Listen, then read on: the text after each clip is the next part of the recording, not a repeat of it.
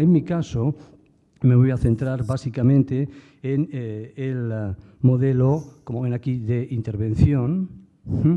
Y lo que les presento aquí es también un lugar común para todos aquellos y aquellas de ustedes que se hayan dedicado al análisis o al estudio de los modelos de formación permanente. El modelo individual, el de observación y evaluación, que ha oscilado históricamente desde unos posicionamientos fuertemente conductistas hasta otros más hermenéuticos, si se quiere, constructivistas. En la actualidad, el modelo estrella, ¿verdad?, el modelo de desarrollo, la formación centrada en la escuela, el modelo de training y el modelo indagativo. No estoy diciendo hasta ahora nada nuevo. Lo que sí que voy a tratar de responder es a la siguiente cuestión. Como que quiero decir algo que sea comprensible y algo con lo que efectivamente podamos discutir, voy a manejar la siguiente hipótesis de trabajo en esta presentación. Me parece que todavía el lento avance, como dice acá, en el conocimiento disponible, convenientemente formalizado, hecho público, respecto a la formación permanente del profesorado, se debe en parte, por supuesto, se debe a cuestiones de la enorme complejidad del campo, de la diversidad, de la pluralidad de factores que ahí intervienen, pero se debe también, a mi juicio, a que todavía no ha habido una interpenetración de otro campo que es muy próximo, pero que no ha habido una ósmosis entre ellos. Todavía no hemos aprovechado suficientemente en el campo de la formación docente, a mi juicio, de la formación permanente, aquellas cosas que, en fin, conocemos respecto al campo de investigación del conocimiento profesional del docente.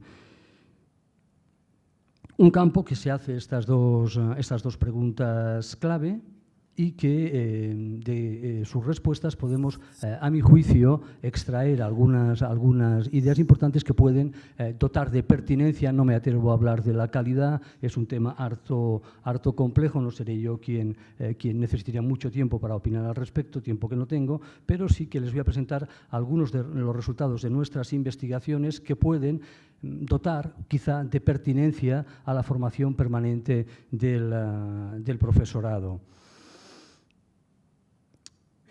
En el campo del conocimiento profesional, del docente, conocen ustedes, esto también es una idea conocida por todos, los 4 o 5 ámbitos, líneas históricas de investigación en las cuales se ha articulado el campo, que son las que tienen ustedes aquí delante. Lo que sí que me interesa remarcar es que una evidencia atraviesa o es común a todos ellos, y es la siguiente.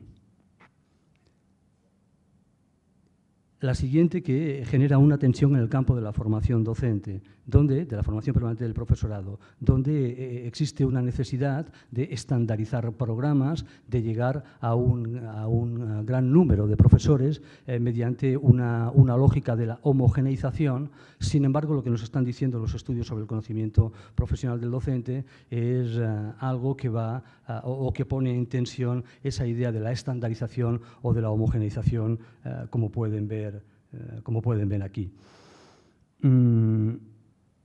Ya se ha dicho, la racionalidad técnica no alcanza a explicar el proceso real de juicio pedagógico, de razonamiento pedagógico en el interior del aula, mediante el cual el profesor, la profesora, reconoce y resuelve situaciones de las que fuere en el aula.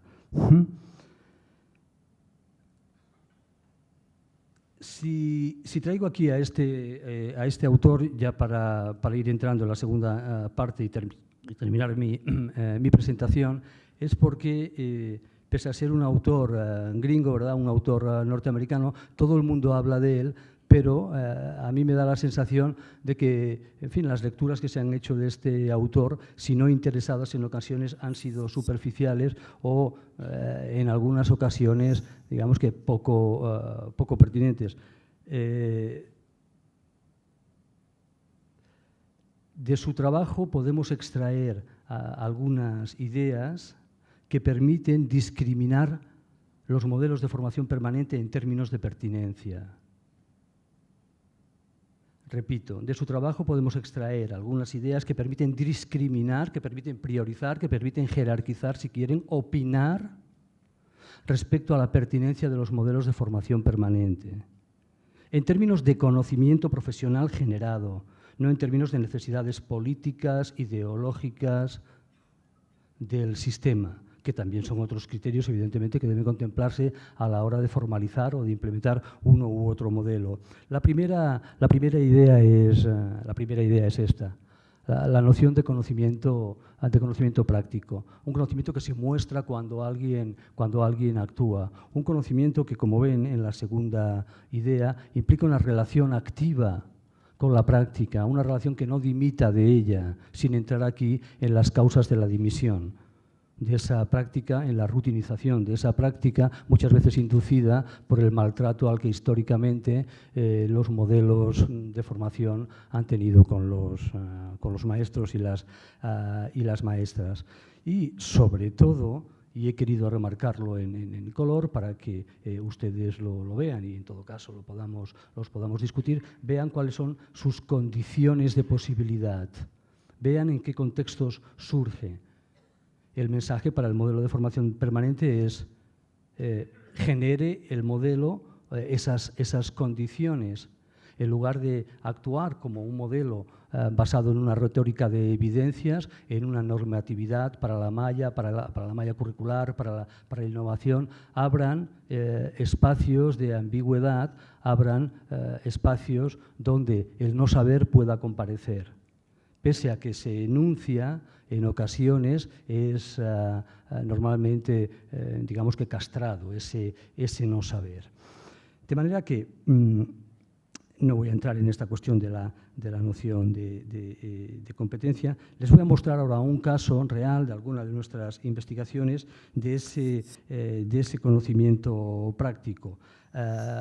Lo que sabemos hoy día de ese virtuosismo en la práctica tiene que ver con estos dos rasgos de ese conocimiento en el interior del aula, ¿verdad?, que es el que permite lo que ustedes denominan la transposición didáctica, patch of knowledge, y salient sense, sentido de saliencia. Primero, patrones de reconocimiento. El maestro, la maestra, aborda las situaciones de su clase de una manera sistémica. Es decir, se da cuenta de que hay alguna situación que requiere su atención sin que haya una operación de discriminación o de diferenciación de componentes. No es una aproximación analítica, es una aproximación ya sistémica, pero en los docentes ya experimentados. Los debutantes necesitan un mapa, si no se van a perder. Quien conoce el territorio ya no necesita ese mapa, que es el docente experimentado.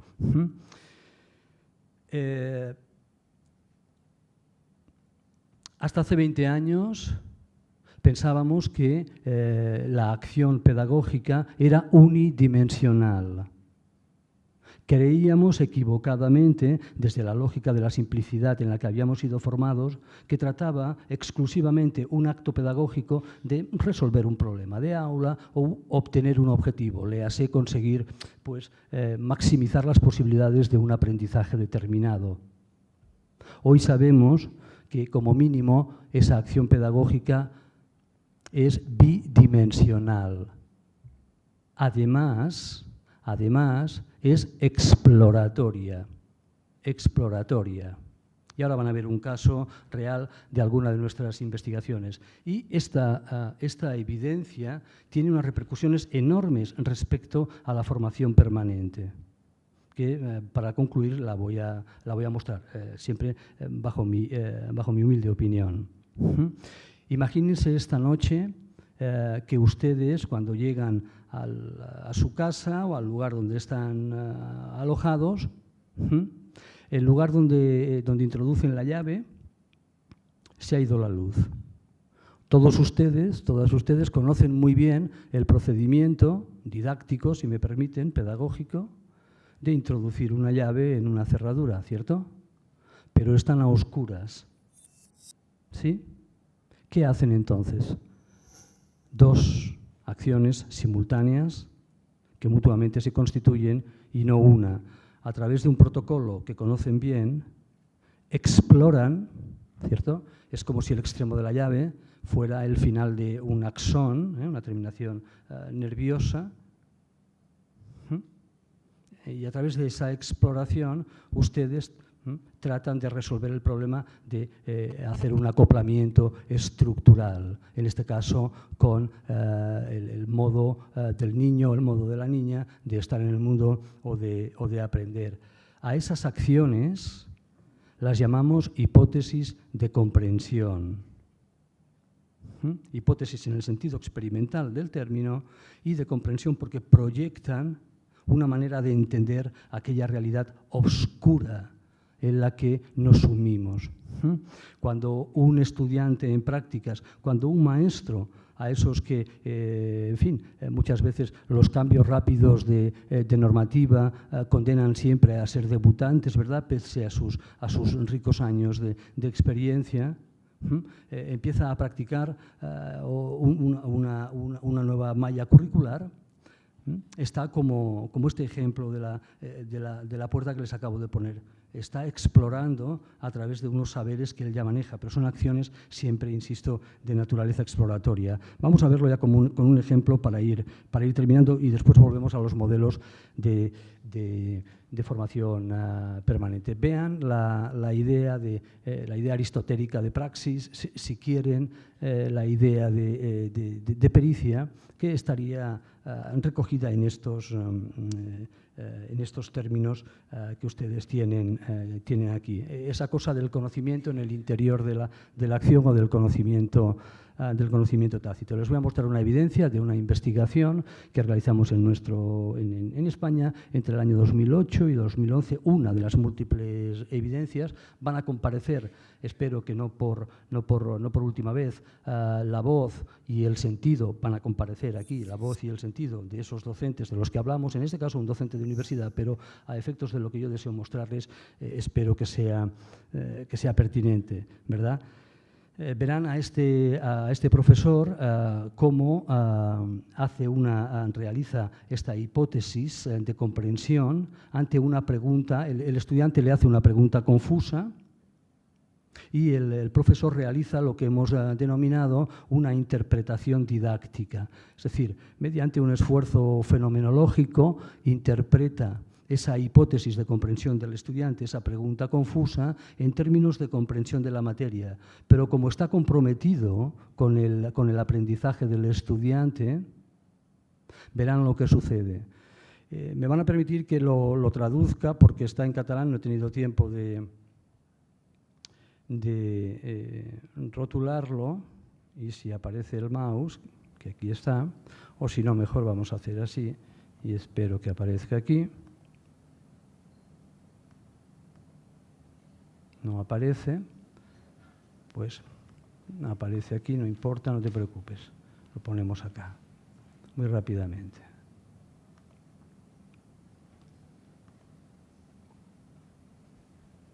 No lo voy a... No sé qué pasó, sí, bueno, no te preocupes. A ver si aparece aquí.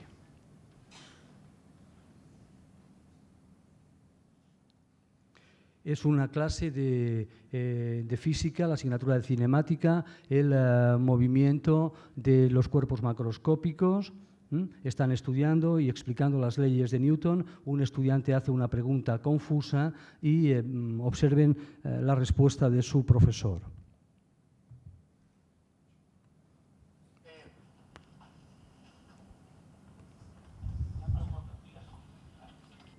Ahora, perdón. Déjenme que lo haga un poco mayor, aumente de tamaño para que yo lo pueda manejar también acá.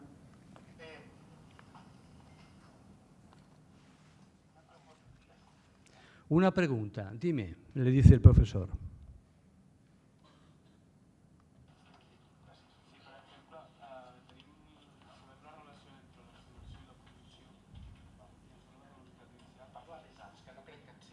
Habla más alto, es que no creo que te escuchen, como aquí, igual. Le dice al estudiante.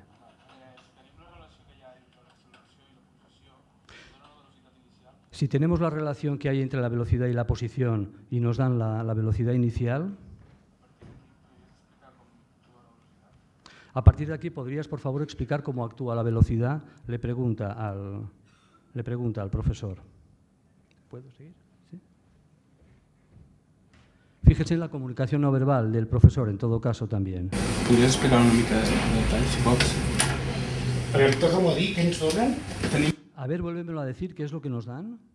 ¿Cuál es el enunciado del problema? La relació entre l'acceleració i la posició. La relació AX. Si tenemos una relación entre la aceleración y la posición, el profesor reinterpreta, traduce al lenguaje disciplinar una relación AX, dirá el profesor, ¿verdad? I la relació entre l'acceleració i la... Però no hi ha cap relació entre AX.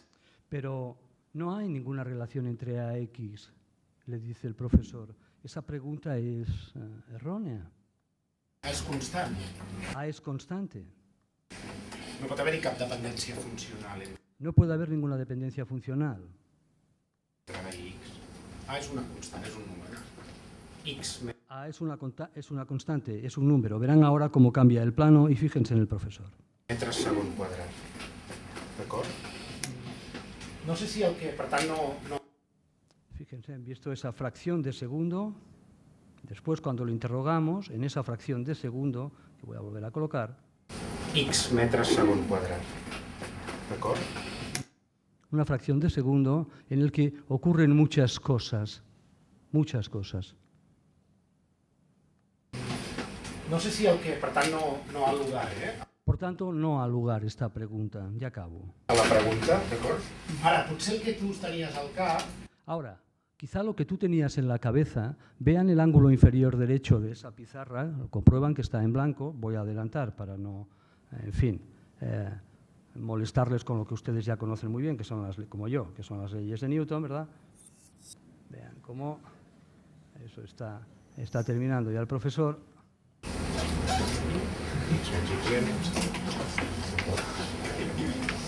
Que relaciona velocitats amb posicions sense fer-hi entrar el temps. D'acord? I que també és característic del moviment rectilini uniformement accelerat. És que és aquesta la que volia... Aquesta buscaves, no? Sí, profesor. Esta es la fórmula que yo buscaba. De una pregunta confusamente formulada, el profesor le dice al estudiante, ¿no será tú lo que tienes en la cabeza está 5 o 6 minutos formulando, argumentando en términos disciplinares, y el estudiante al final dice, sí, profesor, es eso. Parece una cosa hasta mágica, diríamos. De inmediato, cuando lo interrogamos a la salida de esta sesión, le preguntamos, ¿cómo ha podido usted realizar algo donde supuestamente es una acción enormemente virtuosa, ¿no? Con indicios muy mal, digamos que articulados, una pregunta confusa? El profesor de alguna manera se da cuenta de qué es lo que está preguntando el estudiante. Respuesta: no sé bien cómo lo hice. Ahí surgió, por oficio, nos dijo, como conclusión, para ir terminando ya, para terminar ya, disculpen.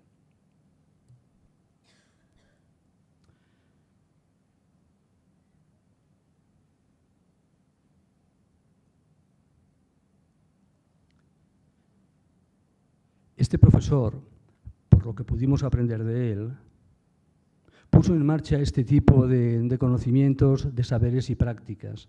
Mantenía una atención flotante, en el más puro sentido freudiano, si quieren, entre las categorías de pensamiento flotante, sus categorías de pensamiento, su comprensión de la materia, al tiempo que mantenía también una atención en la comprensión del estudiante respecto a esa materia.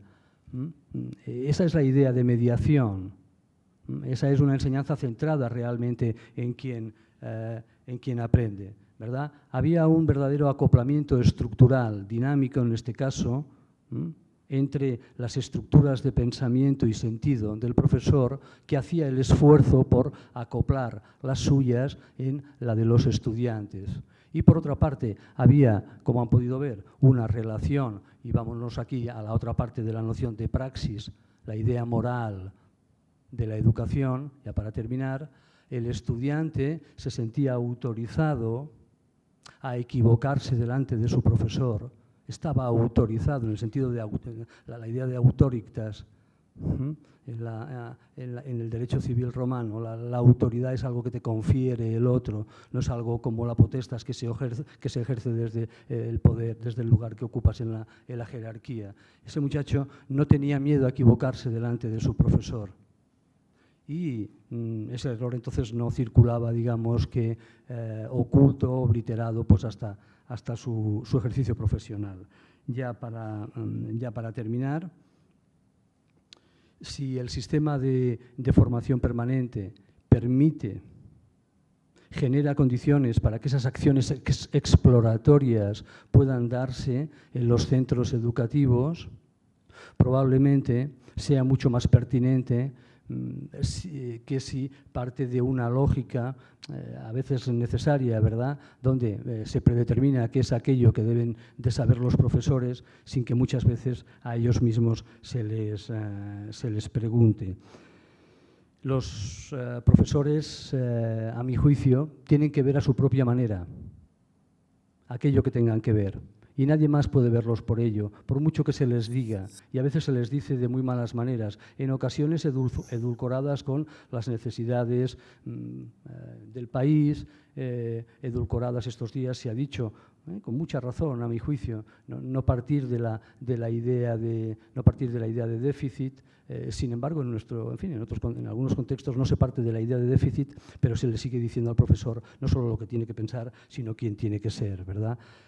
De manera que, ¿cuál es la forma correcta, a mi juicio, para decirle eso que necesita ver, ¿verdad?, para hacer bien su trabajo? Aquí utilizaré un término proveniente del feminismo de la diferencia en Europa, concretamente de Italia, que es algo que se ha dicho aquí repetidas veces, que es esa idea del partir de sí. Y también algo que es enormemente difícil y que yo voy a practicar ya de inmediato.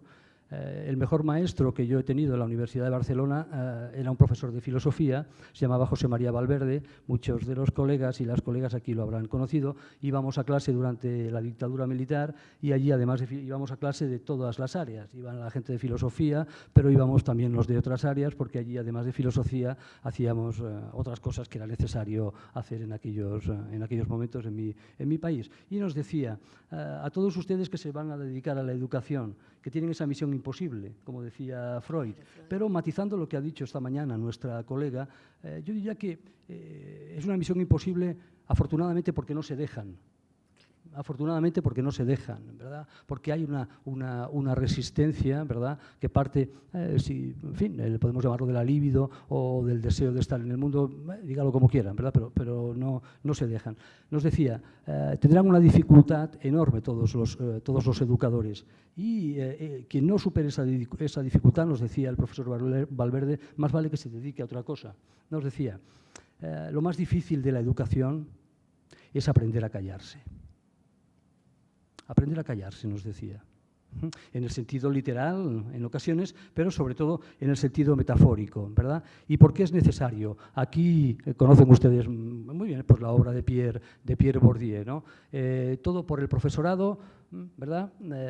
Pero siempre sin el profesorado, y en ocasiones a pesar del profesorado, transformándolo, pues aquello que hemos dicho que decía Pierre Bourdieu, en un objeto. Si tienen ganas de leer un libro delicioso y hondo, con hondura, un libro auténtico y que huye de pronunciamientos académicos y de densidades teóricas que tienen más que ver con, los juegos de control simbólico del campo y de la lógica académica. Lean este libro, El perfume de la maestra. Lo ha escrito un colectivo de profesoras italianas que se llama Diótima, y en ese libro hablan de la idea de partir de sí.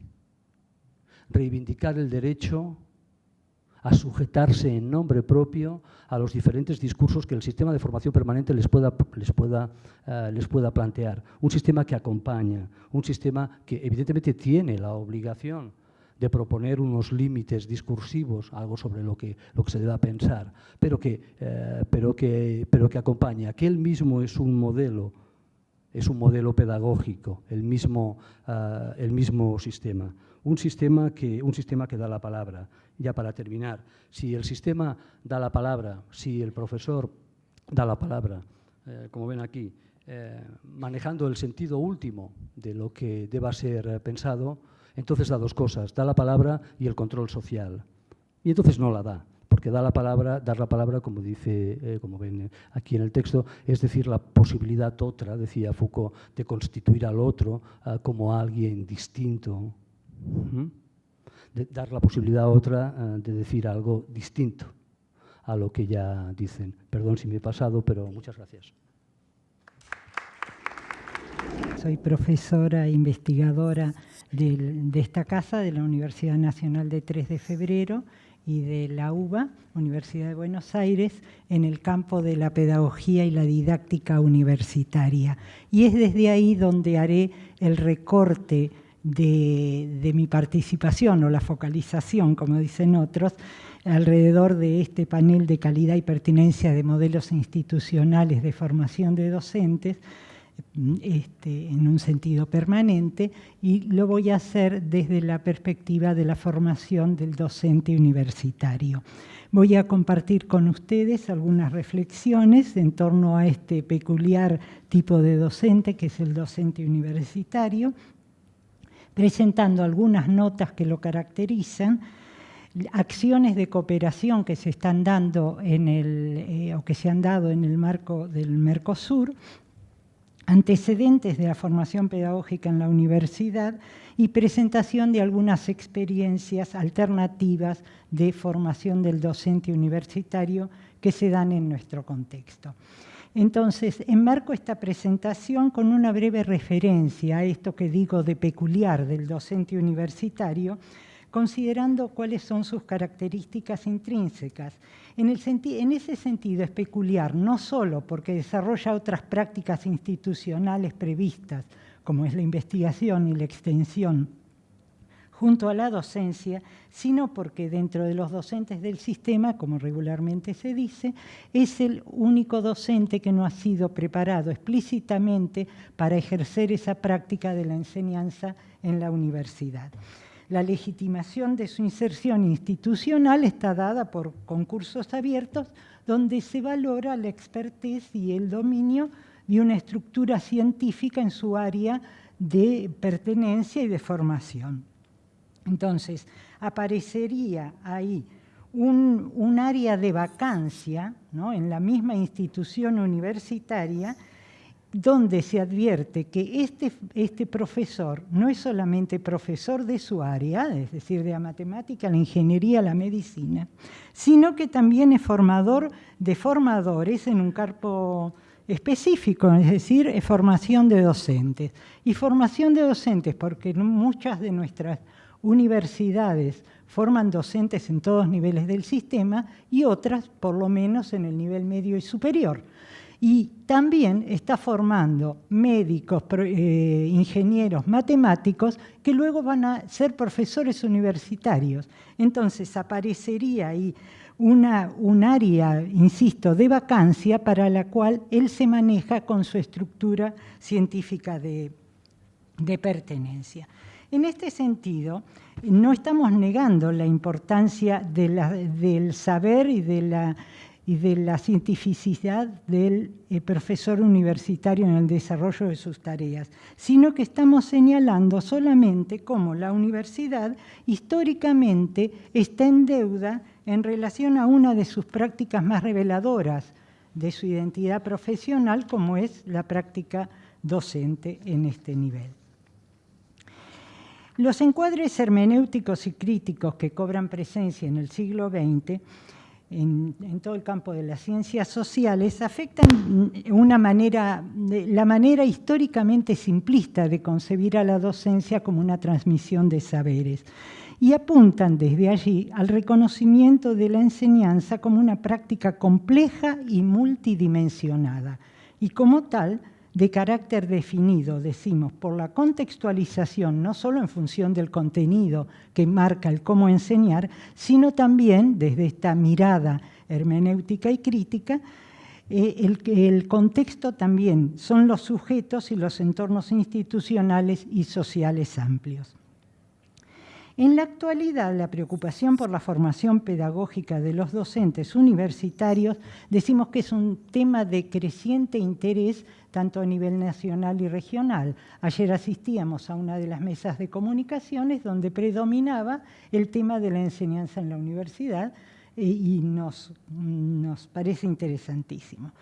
Decíamos que es una preocupación en nuestro contexto regional del Mercosur y por lo menos podemos nombrar dos proyectos que se han interesado por esta temática en los últimos años.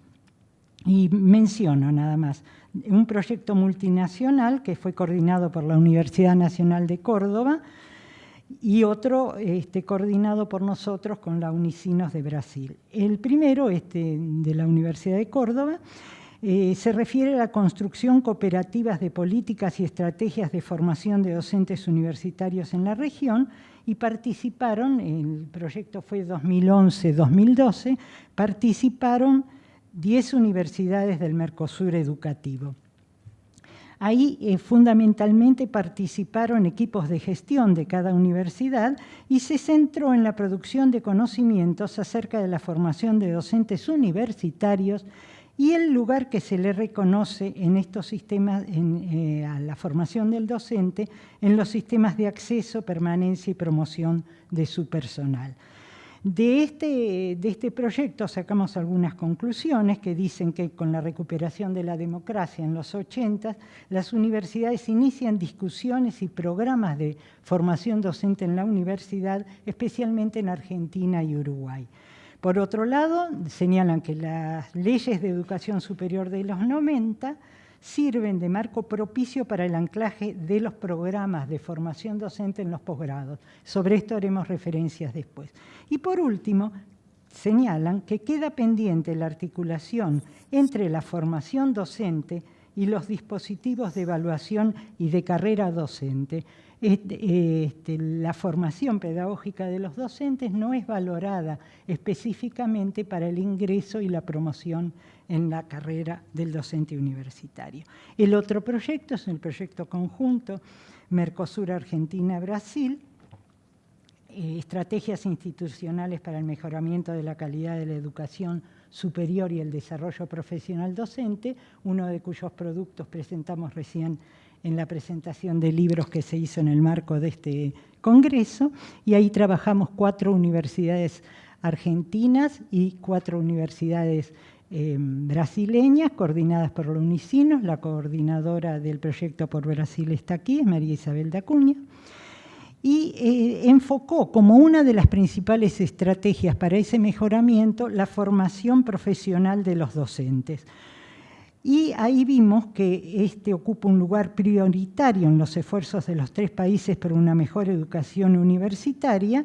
En Brasil, en cuanto a la preparación de profesionales docentes de todos niveles del sistema educativo, y en Argentina y Uruguay la formación docente la vimos más ligadas, por lo menos así fue el enfoque de la investigación, más ligadas a las asesorías pedagógicas en la universidad, que toman a la formación como uno de sus ejes.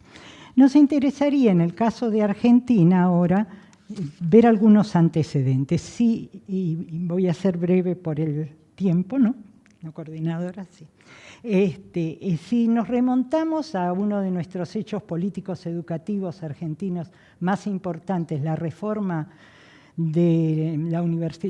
universitaria de Córdoba de 1918, ahí recupero palabras que nos acerca Fernández Lamarra, decimos que los principios que se instauran y que luego se van diseminando por toda América Latina, no solo se refieren a aspectos administrativos y fundamentalmente políticos que implicaron las políticas de ingreso irrestricto en nuestra universidad, sino que también aparecen muy ligados a la revitalización de la enseñanza en las aulas, la centralidad de los estudiantes, la creación de cátedras paralelas o cátedras libres también, y la creación de una carrera académica del profesorado con concursos para el ingreso. Esta situación se mantiene hasta nuestros días, intensificada por disposiciones normativas y reguladoras de la docencia en la universidad, como los programas de estímulo a la docencia. Sin embargo, ahí mismo se privilegian los antecedentes e investigación más que los antecedentes en la formación ligada a la enseñanza. Si esto es así, nos preguntamos qué sucede mientras tanto en el campo pedagógico universitario. Y ahí decimos que el debate y la reflexión acerca de aquellos principios pedagógicos estuvieron históricamente en manos de políticos y de filósofos que reflexionaban desde su propia mirada política, filosófica, sobre la enseñanza en la universidad, y no es sino hasta mediados de la década del 50 cuando esta preocupación se instala en las propias universidades con la creación de las primeras unidades de pedagogía universitaria y de orientación vocacional que se dan en las viejas y grandes universidades argentinas como la Universidad del Litoral y la Universidad de Buenos Aires. Estas unidades de pedagogía universitaria y de orientación vocacional generaron un significativo avance en la presencia de lo pedagógico y lo didáctico en la Universidad Argentina y se concreta a través del surgimiento de grupos de profesionales provenientes de las ciencias sociales, de la psicología, de la pedagogía también, preocupados por procesos que se dan en el aula universitario y la preparación de docentes en esa función. En simultáneo, pensadores como Ricardo Nassif, Ricieri Frondizi, Pedro Lafourcade comienzan a generar un pensamiento pedagógico propio en materia de la enseñanza en la universidad. Un dato también interesante es que en la creación de las nuevas universidades que se dan en los años 70 con un plan específico que nosotros conocemos como Plan Tacchini, ahí aparecen algunas instituciones como la Universidad Nacional del Comahue, que previo al inicio de sus clases y en paralelo a la elaboración de los planes y programas, se preocupa por la formación pedagógica de sus docentes y de los gestores de esa universidad, no solamente en su sede central, sino también en sus sedes regionales. Estos procesos de revitalización de la educación, y de la formación y la enseñanza en una perspectiva dinámica y contextualizada se interrumpieron en los periodos dictatoriales que tuvo nuestro país y en los cuales se manifiestan otros encuadres de lo pedagógico, muy ligado a lo burocrático y a lo tecnocrático.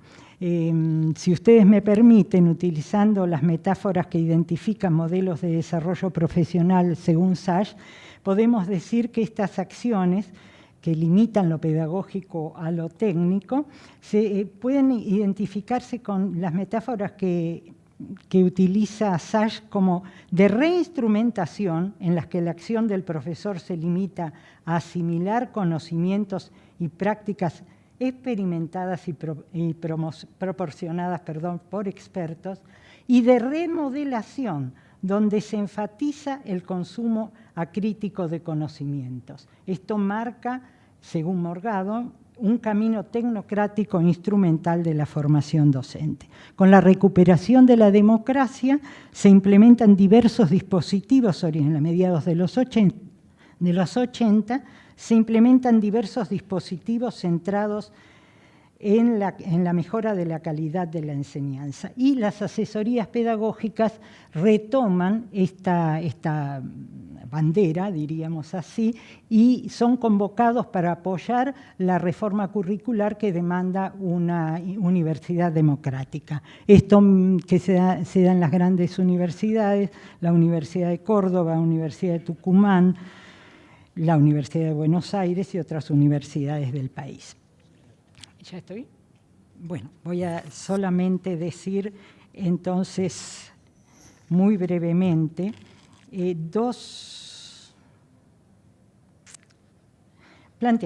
voy a plantear. Si nosotros nos planteamos esta mirada de la necesidad de la institución universitaria de formar a sus propios docentes en las prácticas, en esta práctica de la enseñanza, nos tenemos que plantear, y en este sentido, recuperando lo que el profesor Medina estaba señalando recién, nos preguntamos qué tipo de formación necesita el docente, qué demanda aprender y sobre todo cuál es la concepción de conocimiento que está detrás de su práctica de enseñanza y por lo tanto en la cual puede ser formado.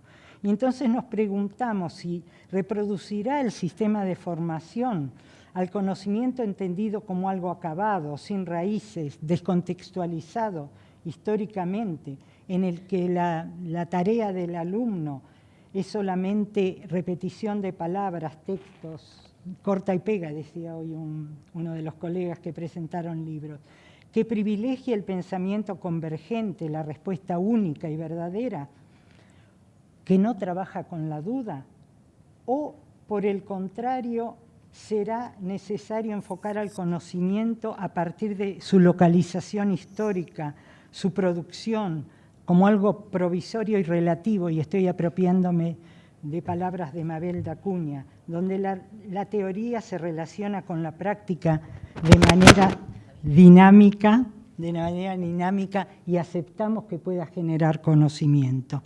En este sentido, decimos que concebir de esta manera a la formación de docentes supone concebirlos también desde las metáforas de Saya, a la que yo aludía hoy, como entender a estos procesos de desarrollo profesional del docente como procesos de revitalización y de reimaginación. Revitalización porque se estimula a los profesores a una praxis apoyada en la reflexión. Y por otro lado, como reimaginación, porque se afirman las capacidades innovadoras del docente.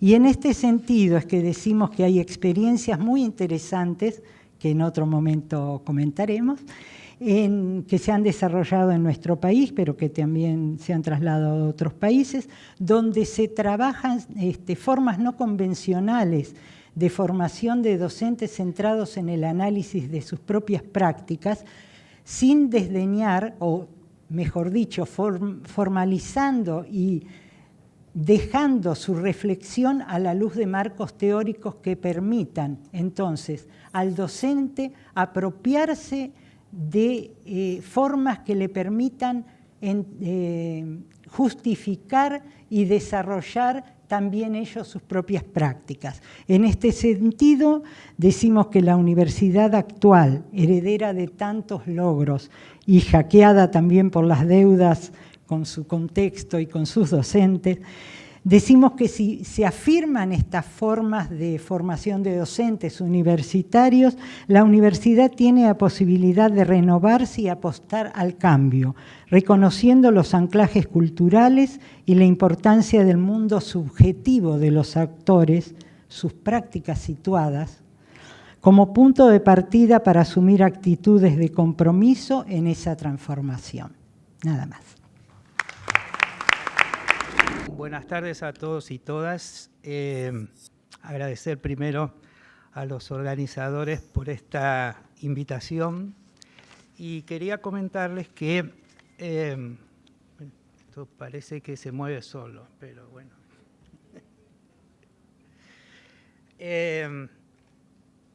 Decía que yo también voy a trabajar en la misma línea que Elisa planteaba recién, que es un conjunto de análisis y reflexiones que se derivan de una experiencia de más de 16 años en la formación de profesores universitarios y también en investigaciones que hemos realizado en esa misma dirección. De manera que la preocupación que mueve a esta participación tiene que ver fundamentalmente cómo se forman y a través de qué propuestas los profesores de las universidades. No necesariamente los profesores que van a trabajar en la formación docente, sino los profesores que enseñan en las distintas carreras de las que forman para las distintas profesiones.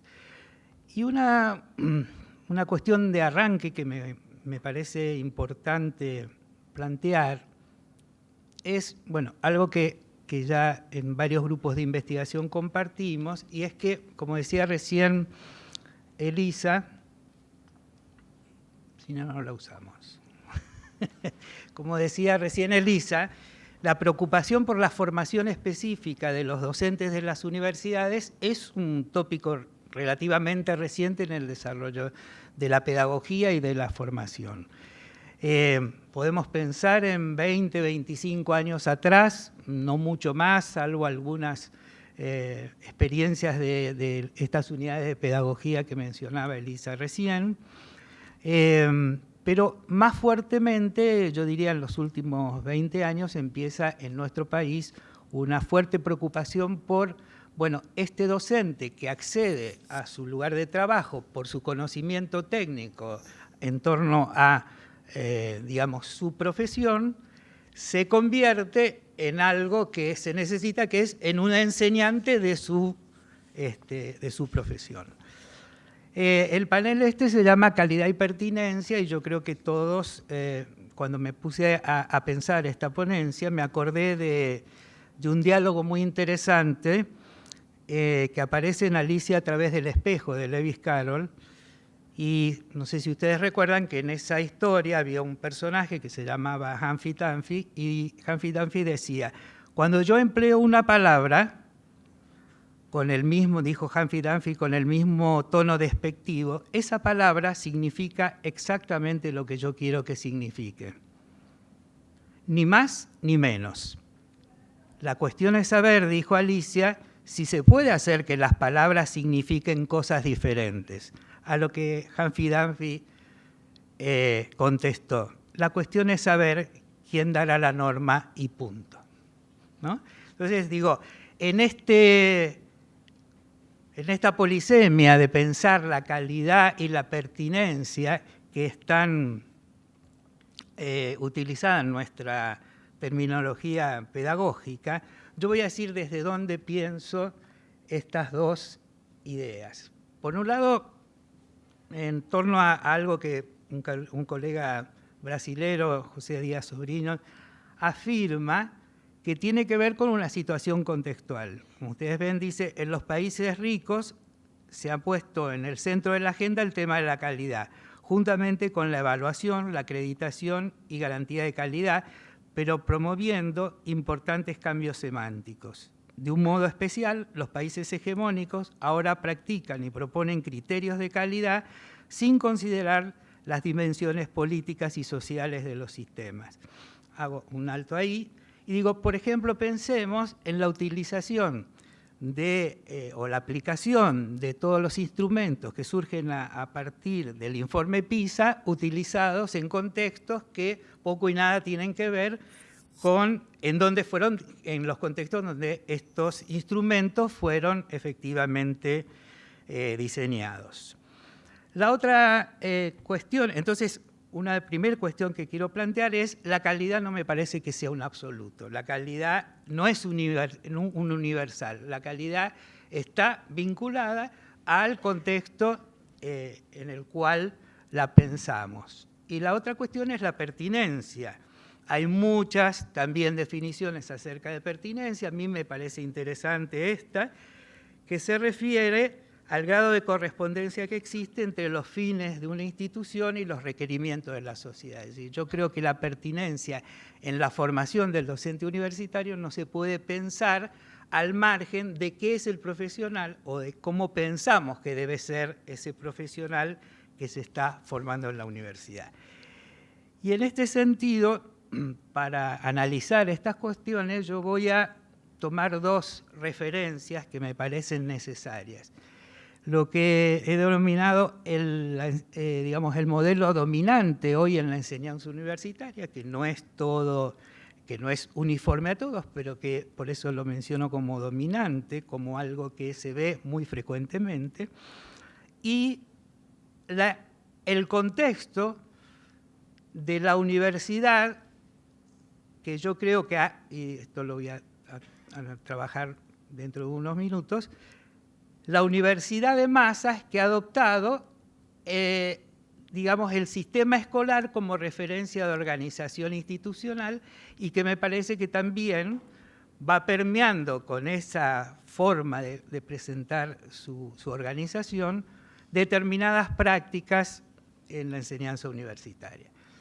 En primer lugar, entonces, digo, considero que estos son rasgos distintivos de lo que doy a llamar el modelo dominante de la enseñanza. Primero, una enseñanza sustentada en la retórica, ¿no? Algo se habló aquí de esta cuestión. Es decir, ya a principios del siglo pasado, Dewey hablaba de la necesidad de aprender haciendo, de aprender por la experiencia, y sin embargo, buena parte de las clases que uno observa en la docencia universitaria son retóricas. Se enseña hablando lo que se debe hacer. Y esto también tiene bastante que ver con lo que el colega planteaba antes, que John piensa acerca de cómo es el principio de la racionalidad técnica. Y ya en los años 80, Paulo Freire decía respecto a la escuela, cuanto más analizamos las relaciones educador-educando dominantes en la escuela actual, más nos convencemos de que estas relaciones presentan un carácter especial y determinante. El ser relaciones de naturaleza narrativa, discursiva, disertadora, narración de contenidos que por ello mismo tienden a petificarse o a transformarse en algo inerme. Otra de las características que me parece importante destacar en este modelo de la enseñanza universitaria, que es el que uno observa como más habitual, es lo que una colega mexicana llama el docente como concesionario autorizado de la verdad. Ya hace un tiempo Michel Foucault decía que en realidad no existe la verdad, lo que existe es un régimen de verdad, que son las formas de verdad que se construyen en función de determinados contextos. Pero aparece en la docencia universitaria el docente en su oficio de ser el portador de la verdad, ¿no? Es el que le va a transmitir la verdad al estudiante. Y acá quiero hacer mención a una investigación que hicimos en torno a las relaciones de poder en el aula universitaria, que tomamos como focalización los exámenes, y trabajando en una encuesta, le preguntamos a los alumnos, entre otras cosas, si en los exámenes seguían las posiciones teóricas de sus cátedras o se permitían plantear posturas alternativas. Un 81,5% optó por la estrategia de seguir la opción teórica de las cátedras y el resto se distribuía de otros modos.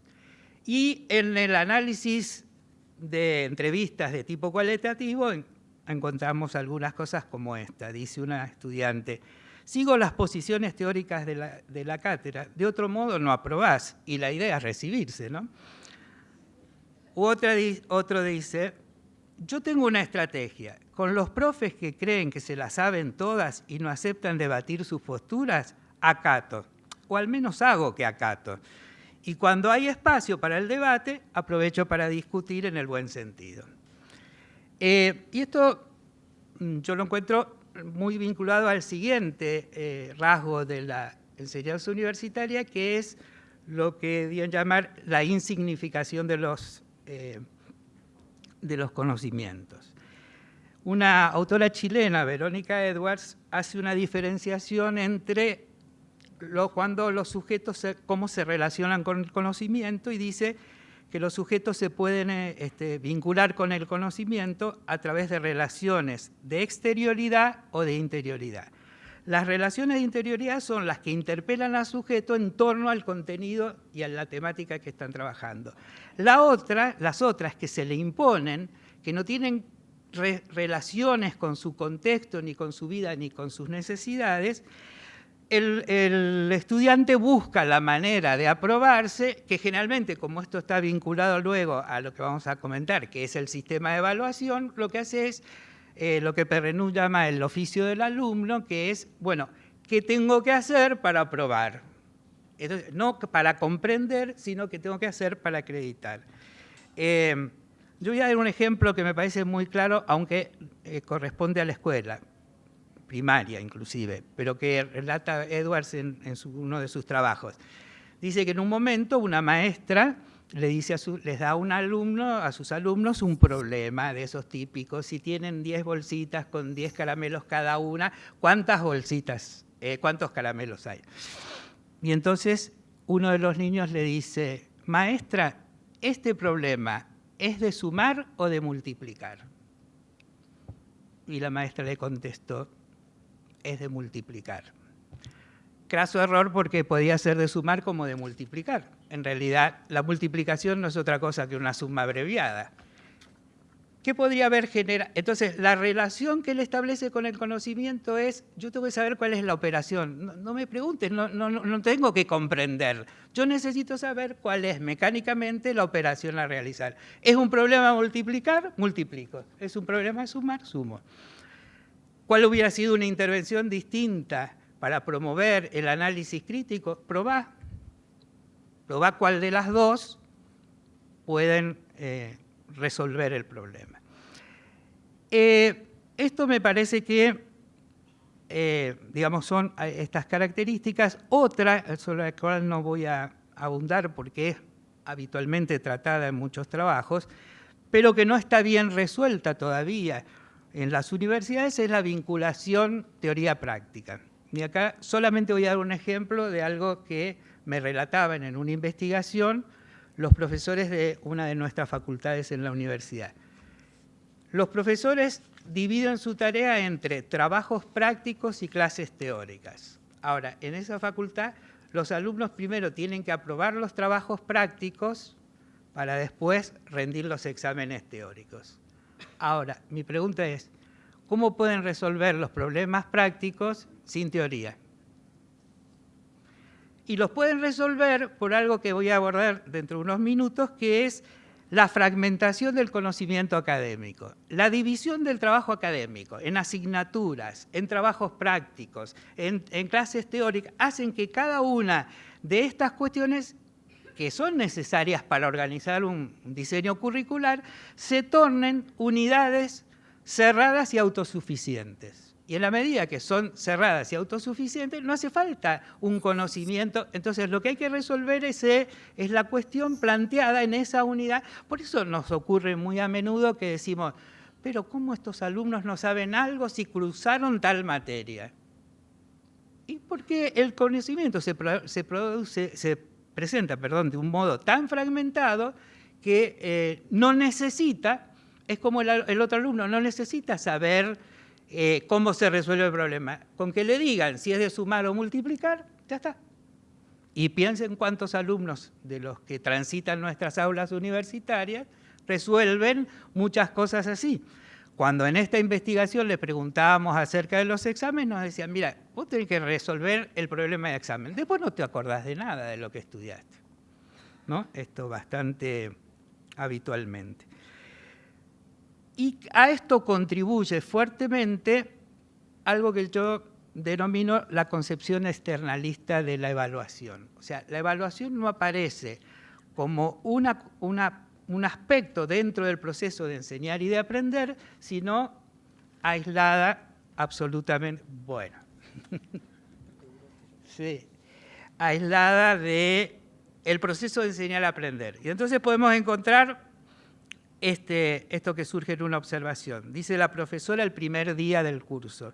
¿Qué esperan de este curso? Nadie contesta. ¿Podrían pensar que esperan de este curso? Entonces una alumna dice, yo quisiera saber cómo será la evaluación. Y entonces la profesora dice, ¿hay otros que quieran saber cómo será la evaluación? Todos levantan la mano. Y entonces le pregunta a la primera alumna, ¿y para qué quisiera saber cómo será la evaluación? Para saber a qué atenerme. Entonces, en este sentido, yo creo que hay un interesante trabajo sobre la construcción del oficio del alumno, que es el de Perrenú, y Perrenú dice, en realidad los alumnos lo que aprenden es a distinguir qué los profesores esperan de cada uno de ellos. Y en función de eso desarrollan sus estrategias para lograr sus propósitos. Entonces, no es necesario, y yo creo que esto es fundamentalmente un problema de cómo nosotros presentamos la evaluación. Y muchas veces decimos, alumnos críticos, reflexivos, creativos, etc. Y después le decimos, ¿cómo definió fulano tal cosa? Entonces, el alumno dice, bueno, ¿qué me pregunta esta definición? ¿Qué tema le gusta al docente? Bueno, voy a hablar de este tema. Muy, muy brevemente, porque acá me indicaron que tengo 2 minutos y ya pasé 1. Quiero hablar de la otra cuestión que es el contexto. Yo quiero hoy, y ayer escuché en muchas oportunidades, que se hablaba de la escuela como digamos, la aparición del cumplimiento de esta utopía que era la igualdad de posibilidades. Y la escuela pública aparece como la oportunidad de una mayor justicia. Y yo en este sentido voy a diferir. La escuela nace en la etapa, digamos, preindustrial, a partir de la necesidad que tenía la industria de contar con obreros calificados que cumplían ciertas funciones. Y esto que no es invento mío, Adam Smith lo decía muy claramente en uno de sus postulados, en uno de sus trabajos. Entonces, este era uno de los objetivos. El otro objetivo era que en ese momento nacían los Estados-nación y era necesario homogeneizar las poblaciones en torno a ciertas identidades. Y un tercer elemento tiene que ver, sí, con los principios de la Ilustración acerca de la igualdad y demás. Pero ¿cómo esta cuestión política se traduce al funcionamiento de la escuela? Y después voy a decir en torno a la universidad. Con la idea, basándose en el viejo adagio de Comenio, que decía enseñar a todos todos. El problema es que enseñar a todos todos, que hablaba de un derecho a educarse, se transformó en un modelo de fabricación que es que todos hagan todos de la misma manera, al mismo tiempo, en el mismo horario, etcétera, etcétera. Entonces, el modelo, que a mí me gusta denominar la pedagogía de la cinta de montaje, es tomado de la revolución industrial y las escuelas se convierten en fábricas. Y yo los invito a los colegas argentinos a leer, como Sarmiento decía, lo mejor que le puede pasar a la escuela es ser una fábrica. O sea, la idea de la fabricación en serie no da lugar a un sujeto, ¿no es cierto?, con iniciativa, reflexivo, crítico, etc. Entonces, nos hartamos de poner en nuestros programas, formar profesionales críticos y reflexivos, y después lo que generamos son prácticas reproductivas que tienen mucho que ver con este contexto. Y la universidad, y con esto termino, o sea, termino porque no me dejan seguir, en realidad. No pensaba hablar de otras cosas más, pero después con esto termino. Van a hacer preguntas sí, y sí. Va a poder desarrollar. La pregunta que pueden hacerme a mí Claro. es, ¿cómo seguía todo lo demás? Y yo aprovecho y contesto. No, quiero decir, la universidad, antes de ser lo que es hoy, que para mi gusto es una escuela, y una mala escuela, la formación profesional tenía otra característica. Aquel que quería ser un profesional le pedía a alguien que lo era acompañarlo para aprender el arte de la profesión. Y llegaba un momento en que él lo presentaba frente a su correspondiente gremio y decía, fulano ya está en condiciones de ser médico, abogado, ingeniero. Y nadie ponía en tela de juicio porque él había sido su tutor. Ahora nosotros inventamos todos estos artefactos de evaluación, de control, etc. Y la universidad era un lugar donde se debatía. Y una defensa de tesis podía durar 2 días, porque había que discutir, y ese era el sentido de la universidad. Y la universidad, cuando se transforma en universidad de masas, adopta el modelo de la escuela. Y yo creo que mientras la universidad siga en ese modelo, va a ser muy difícil generar lo que John, y el colega hablaba de John, y yo pensaba hablar un poco de eso, llama el aprendizaje tutelado.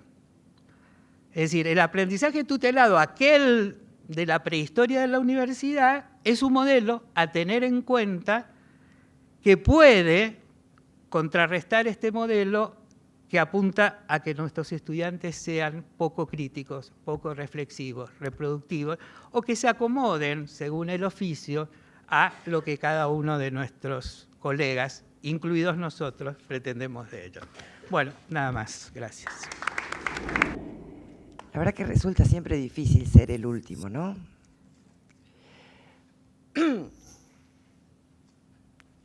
Yo tenía una propuesta que parece diferente a lo que han planteado los colegas y la verdad que me parece que no lo es tanto.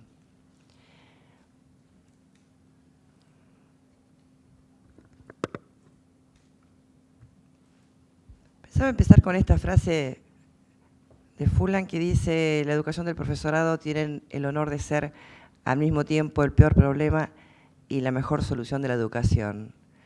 Una cuestión que nosotros venimos escuchando desde siempre.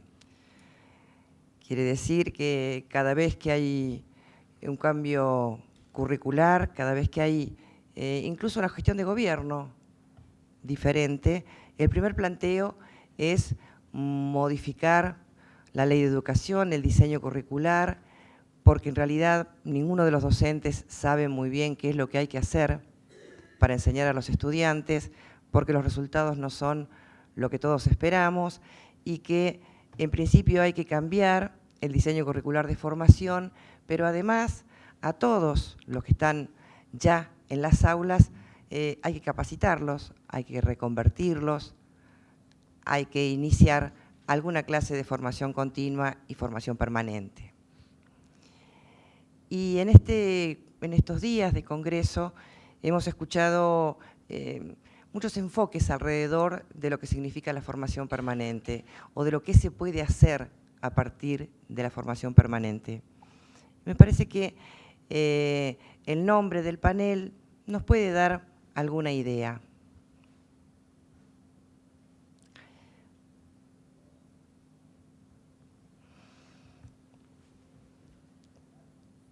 ¿Cuáles serían, la verdad, aquellas posturas potentes alrededor de las cuales se podría pensar en generar modelos institucionales relativos a la formación permanente que dieran respuesta a los problemas que también supuestamente tiene la formación inicial? Cada vez les decía que se generaba la posibilidad o la propuesta de una modificación de diseño curricular, de una modificación del enfoque a partir de lo que estaban aprendiendo y por lo tanto enseñando los maestros y profesores. Se partía de la generación de respuestas habitualmente instrumentales, habitualmente dirigidas a un colectivo, a un pequeño grupo para que después se transmitiera en cascada. Y en cada una de esas situaciones, el primer concepto no tomado en cuenta era justamente el factor humano, ese factor docente,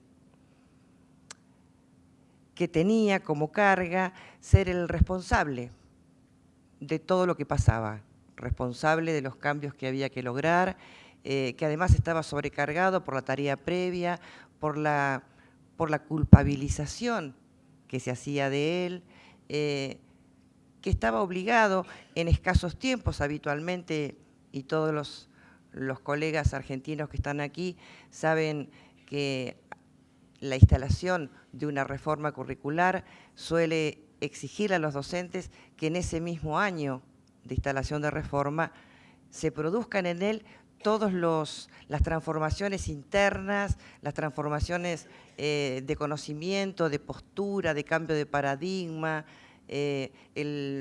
la apropiación de los contenidos, la apropiación de los textos de esos contenidos, y que eso produce también en los docentes ese sentido de no estar autorizados para enfrentar eso. La verdad que si no estaban autorizados a enfrentar lo anterior, ¿por qué iban a estar autorizados y en condiciones de enfrentar lo nuevo? Ese lugar de no saber que todos los panelistas se han referido, ese lugar de déficit que ponen a los docentes, que nos han puesto a los docentes de todos los niveles a lo largo de todo este tiempo. Y lo que es lo mismo, ese predominio de, bueno, para modificar esto que hay que cambiar, esto que los docentes no saben, hagamos esto instrumental, único, para todos, como se pueda, generalmente bajo el imperativo de instalar lo que había que instalar a partir de ese cambio de postura teórica, de paradigma, de idea y de lógica política.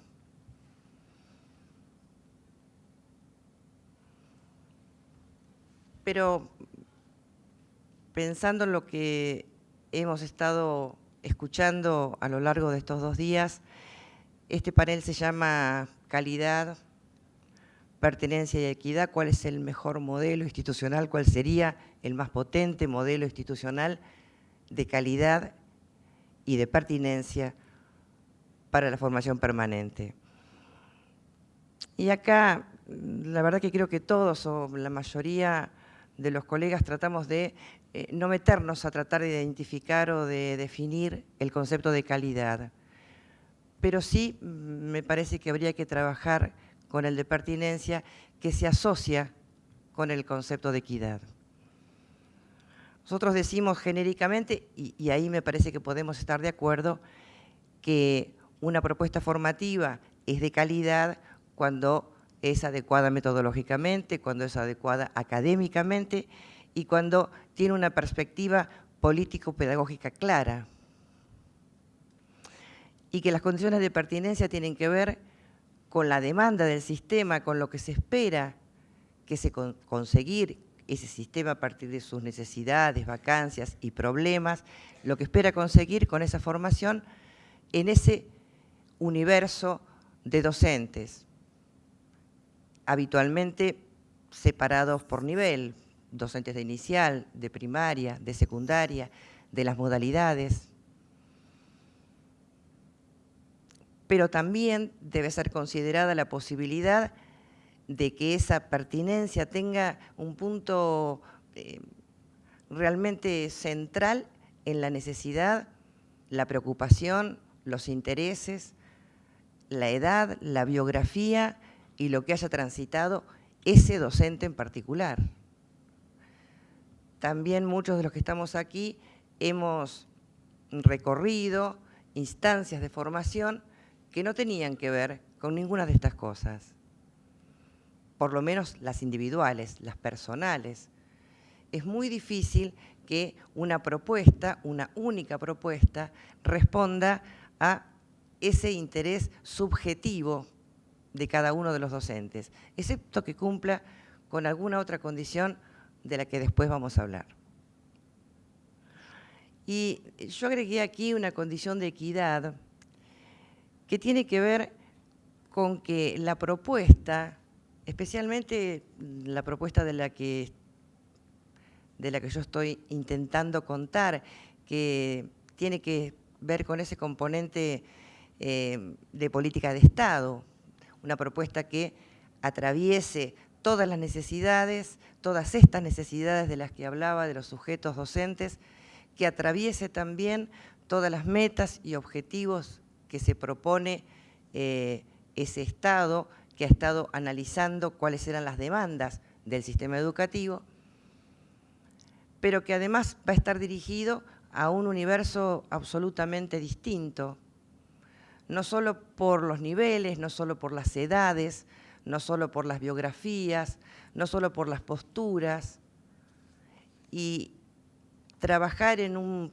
proyecto de formación permanente que atienda a ese colectivo con todos sus desafíos y su práctica específica, tiene que tener también un componente de equidad. Tiene que generar en todos, en cada uno de ellos, por lo menos la necesidad y la idea de necesidad para esta formación.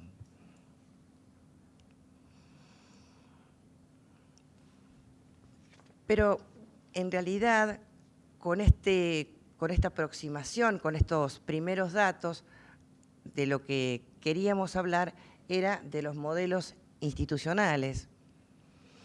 Modelos que, vuelvo a reiterar, tienen que ver con una forma de pensar una estructura estatal, una estructura de gestión política que pueda poner en funcionamiento una formación permanente, tal como describió Verónica en su conferencia, en el panel de ayer Walter Wallach, un programa que tenga como objetivo a 3 años formación permanente que aluda a metas, objetivos y propósitos de todos los niveles. No es que tenga la intención ni de ser inaugural ni de resolver todos los problemas, pero sí tiene la intención de focalizar sobre problemas que han sido detectados por todos o casi todos, aquellos actores intervinientes, actores políticos, actores pedagógicos, actores académicos. Los modelos institucionales donde puede instalarse un formato como el que les estoy contando tienen que ver con un montón de tensiones. Una tensión entre el presente, lo que está pasando ahora, y lo que se espera, marcado generalmente por normas mayores como la ley. Entre el mercado del trabajo, es decir, aquello que está en este momento siendo formado y lo que vamos a necesitar, lo urgente y lo estratégico, también aquí atravesado por líneas políticas muy claras. Las señales más cercanas a los problemas de índole educativo y las más cercanas a las de tipo sociolaboral, es decir, lo que está formado. No es posible. No es posible. No es posible.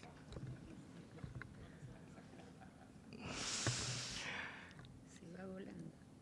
Lo intento, juro que lo intento. Es que si no se nos van ellos. No, es cierto, es cierto. Perdón, me apuro.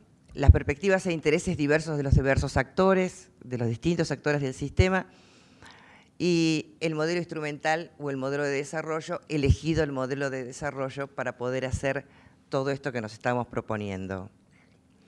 De estos modelos institucionales esperamos que respondan, como decíamos antes, al problema detectado, es decir, que le sirva al sistema, que resulte interesante, que resulte convocante, motivador para ese sujeto de la formación.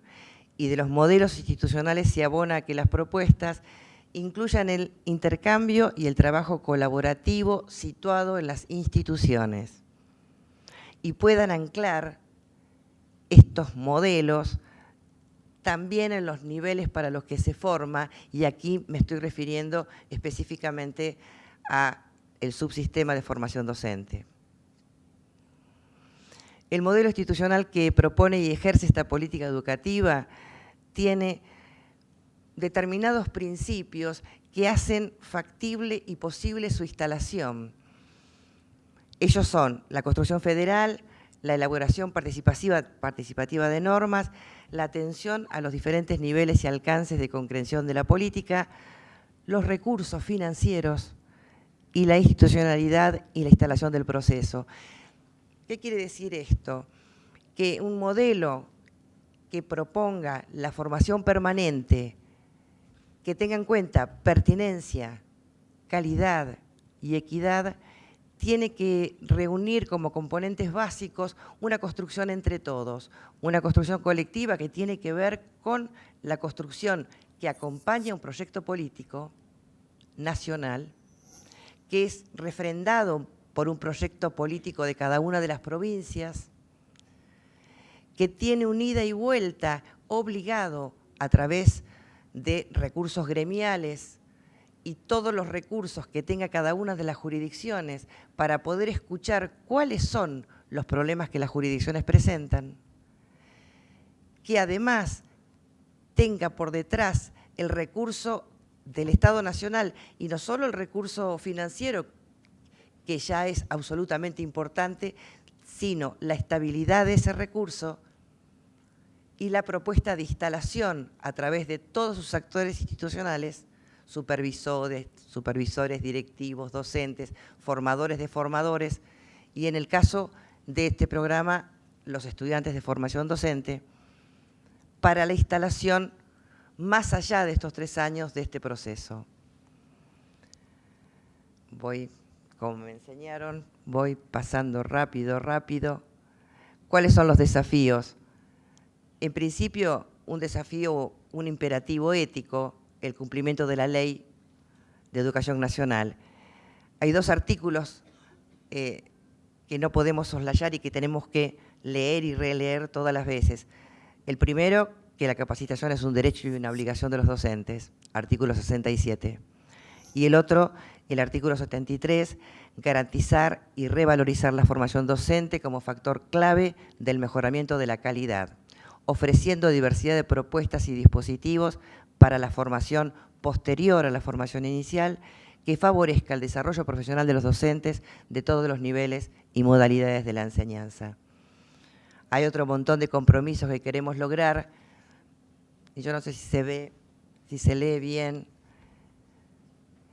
un poco como una especie de imperativo, de apelación, que si hubiéramos tenido el tiempo de transmitirles algunos de los testimonios de los que están atravesando este primer año del Programa Nacional de Formación Permanente, nos transmiten cosas como esta. Como en toda tarea humana, parte del éxito depende de la apropiación de sentidos, de la identidad de discursos, de la correcta y eficaz transmisión de los propósitos. Más allá de las experiencias profesionales, de la mirada experta de cada uno y de los acuerdos metodológicos a los que se arribe en relación a la tarea pedagógica, es en este contenido más emocional y apelativo donde se juega la construcción de una mística alrededor de la formación permanente como derecho de los docentes, obligación del Estado y aspiración de toda una comunidad. Muchas gracias.